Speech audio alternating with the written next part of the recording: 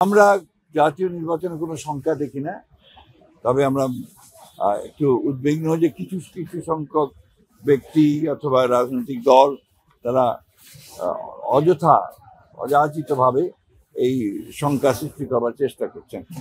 বাংলাদেশের মানুষ সেই সমস্ত আপনার দূরভিসন্ধি দিতে তারা সমর্থন করবে না। যথাসময়ে নির্বাচন অনুষ্ঠিত হবে এবং সেই নির্বাচন জনগণের কাছে গ্রহণযোগ্য হবে, জনগণের পার্টিসিপেট হবে বলে আমি বিশ্বাস করি। খুবই ইমোশনাল একটা ইস্যু। এই জন্যে যে আমরা বিএনপি প্রতিষ্ঠিত হওয়ার পর এটা খুব ভালো সংগঠন ছিল, কিন্তু এরশাদ সাহেব আসার পরে এই সংগঠনে ধস নেমে যায়। আমাদের বিএনপি অত্যন্ত ক্ষতিগ্রস্ত হয়।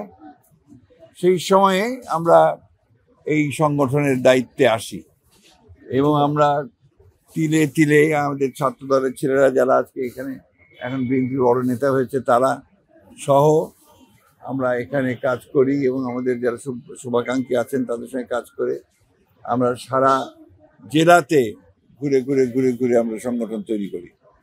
সেই সংগঠন আজকে আলহামদুলিল্লাহ একটা বড়, সবচেয়ে বড় রাজনৈতিক সংগঠনে পরিণত হয়েছে।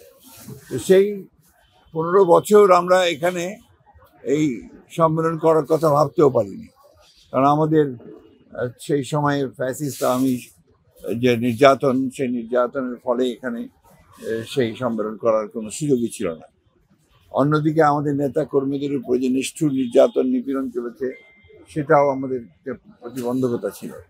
আমাদের এই ঠাকুরগাঁতে প্রায় 75টির বেশি মামলা হয় এবং প্রায় 7,500 আসামি হয় এবং তারা এখানে সবাই দীর্ঘকাল আপনার কোর্টে হাজিরা দিতে হয়েছে, জেলে যেতে হয়েছে, জেলখানায় যেতে হয়েছে, তাদেরকে শীতের দিনে বাড়ি থেকে পালিয়ে সেই আপনার খেতে, ধান খেতের মধ্যে আশ্রয় নিয়ে থাকতে হয়েছে। এই একটা অরাজনৈতিক, অগণতান্ত্রিক, চরম নিষ্ঠুর পরিবেশের মধ্য দিয়ে ঠাকুরগাঁ বিএনপি কাজ করেছে। আমি আল্লাহর কাছে হাজার শুকরিয়া আদায় করি যে সেই ঠাকুরগাঁ বিএনপি এখন আবার তারা উজ্জীবিত হয়েছে এবং সব কিছুকে অতিক্রম করে ইয়াং তরুণদেরকে সঙ্গে নিয়ে, পুরনোদেরকে সঙ্গে নিয়ে ঠাকুরগাঁ বিএনপি এখন আগামীকাল ইনশাআল্লাহ একটা অত্যন্ত সফল সম্মেলনের জন্য প্রস্তুতি নিয়েছে। আমি বিশ্বাস করি যে এই প্রস্তুতি ভালো হচ্ছে এবং আমি এটা বিশ্বাস করি যে আগামীকালের সম্মেলনের অত্যন্ত সফল হবে। সবচেয়ে বড় জিনিস হচ্ছে যে আমাদের সংগঠনের যিনি এখন প্রাণকেন্দ্র, আমাদের দলের ভারপ্রাপ্ত চেয়ারম্যান জনাব তারেক রহমান সাহেব, তিনি এই সম্মেলনে প্রধান অতিথির বক্তব্য রাখবেন, যেটা আমাদের গোটা জেলার বিএনপি নেতাকর্মীদের জন্য একটা অত্যন্ত আনন্দের বিষয়, অত্যন্ত উদ্দীপনার বিষয় এবং একটা সম্ভাবনার বিষয়।